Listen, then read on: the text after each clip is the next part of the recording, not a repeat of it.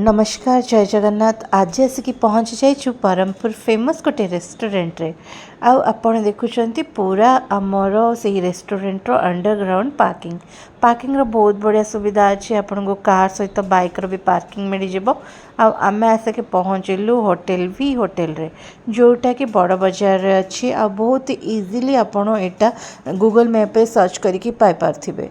Ambience बहुत बढ़िया थिला। ता सहित आमे ऑर्डर करथिलु टिके सूप तो तापाई सेपरेट आपण विनेगार आ टोमेटो सॉस नहीं आसछु। आमे आज बिना पियाज रसुण रो सूपटा ऑर्डर करछु। ता सहित बिना पियाज रसुण रो ही सब जिनस नहीं आसछु। लाइक विनेगार आउ जो टोमेटो सॉस अच्छे से अलग अच्छी। मंचा सूप स्पेशल रिकमेंडेशन बनईचु। आर सबू जोटा भी आमे बनईचु से सबू अलग पात्र रे बनीची जोटा कि बिना पियाज रसुण पाई स्पेशल जैन फूड पाई स्पेशल एमाने बनाउचंती। तो सेटा पाई आमर एबे पनीर रो एटा सटे हेकी बहुत बढ़िया ससी आइटमटा। तो सहित मशरूम रो चिली एटा बहुत बढ़िया अच्छी। स्टार्टर हिसाब रे मशरूमटा पनीर ठू भी आउट बढ़िया भल लगिला। से भितर मेन कोर्स आसी जाइथिला एटा मिक्स भेज रो कोरमा जोटारे क्रीमी टेक्सचर सहित बहुत बढ़िया थिला। मिक्स रो भेज थिला सब प्रकार रो भेज रे टिके चीज करके ऊपर पड़िथिला।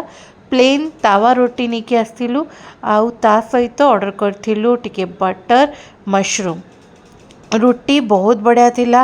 रुटीर सफ्टनेस बहुत बढ़िया थिला। आउ से रुटीर तावा भी अलग टाइप रो माने पूरा स्पेशल तावा रखती बिना पियाज रसुण पाई। आउ ता सहित मसाला कोल्ड ड्रिंक रे समाप्त कलु। एटा हमर मेन्यू आपण नॉन वेज भी पाई परिबे। आउ आपण को बहुत सारा भेज भी मिल जिवो। तो रेकमेंडेड मोस्टली अच्छी। बहुत ही बढ़िया टेक्सचर अच्छी बेट प्राइसी किंतु बहुत बढ़िया अच्छी। एम्बियंस तो देखी पारुथिबे। आउ सेतिक भितर आमे बिलटा भी पेमेंट करदबा आउ चली जावा घर को। लोकेशन देखो पूरा मेन रोड रे ही लागिकी एमती अच्छी।